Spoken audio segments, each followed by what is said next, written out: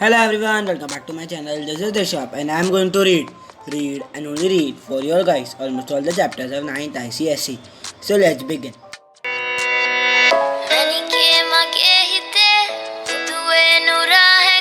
So today I am going to read chapter 5, Landforms of the Earth. I am going to start from reading Landforms, page number 38. Let's start reading. Landforms. There are a large number of landforms on the surface of the earth. The major landforms are mountains, plateaus, and plains. Mountains. A mountain is described as a very steep land or hill rising to great heights above the land surrounding it. Mountains are classified into three main types, depending on the forces that have formed them. Three main types of mountains are fold mountains, residual mountains, and block mountains. Fold mountains. These are the result of lateral compression of the Earth's crust. The fold mountains are the result of large-scale Earth movement caused by stresses in the Earth's crust. Such stresses may be caused by the weight of the overlying rocks, movement in the mantle, the expansion or contraction of some part of the Earth, etc. These stresses subject the rocks to compressive forces, reducing wrinkling or folding along the lines of the weakness. This is shown in figure 5.2. The raising of folding makes the fold mountains. If you look at the physical map of world, you will find a number of arc-shaped mountain chains.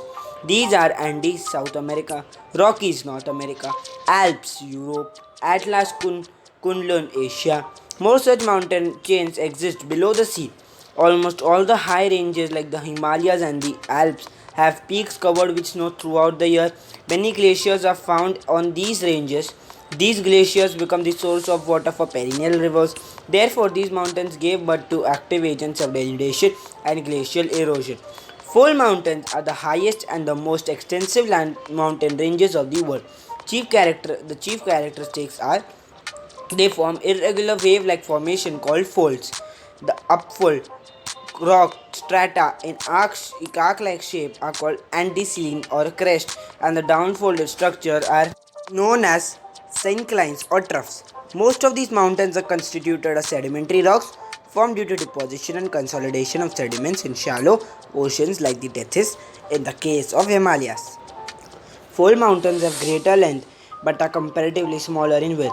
The Himalayas are about 2,400 km in length. Most fold mountains except the Himalayas are found on the margins of the continents. They are located in two directions. The Rockies and the Andes are in the north-south direction. The Himalayas are in the west-east direction. It is clear that all of them face the ocean. Fold mountains are associated with volcanic activity and have many active volcanoes. They have parallel ranges between the parallel ranges are high plateaus known as intermontane plateau, such as Anatolian plateau in Turkey and the Tibetan plateau. Fold mountain chains that exist beneath the sea have their tops revealed as islands, like in the West Indies. There are also oceanic trenches which are the result of same forces as fold mountains. These forces in combination with volcanic mountain systems lead to the formation of ridges. The Mid-Atlantic Ridge rises 3 km above the floor of the Atlantic Ocean and joins the Indian Ocean. Residual mountains. The mountains which are subjected to weathering and erosion for a long time are lowered down and called residual or relict mountains. Denudation and erosion by natural agents such as winds, water, snow, etc. cause the mountains to be lowered, but some resistant areas may remain and form residual mountains. They may also be formed on plateaus that are dissected by rivers. For example, the hills and the valleys in the Deccan Plateau. In figure 5.3, the original highland is worn down by down-cutting action of the rivers to form residual mountains. They are also called mountains of denudation. Most residual mountains are characterized by low elevation. However, both gentle and precipitous relief can exist depending on the degree of recent erosion. Examples of residual mountains are Nilgiri Prasant and Rajmahal Hills in India and the Catskill Range in USA. Difference between young fold mountain and old fold mountain. I am going to read the third and the fourth point only.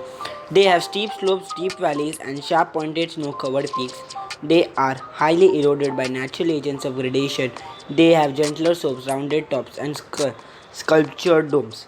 They are much higher than the old fold mountains and have rough topography. They are lower than the young Fold Mountains. So that's it for today, guys. I'll continue reading from Block Mountain in my next video. Till then, do like, comment and subscribe to my YouTube channel. Thank you so much for watching. Goodbye.